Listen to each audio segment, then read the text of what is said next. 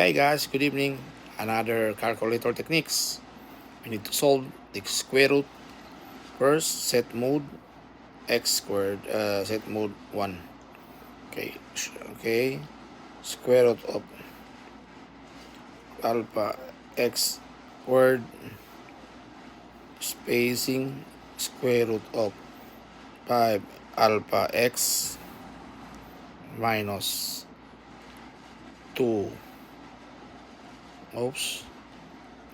minus 2 alpha x is equal to negative 5 shift cal 1.9. Ang sagot po 1.9 t 0.9 means 191. It means letter A po. So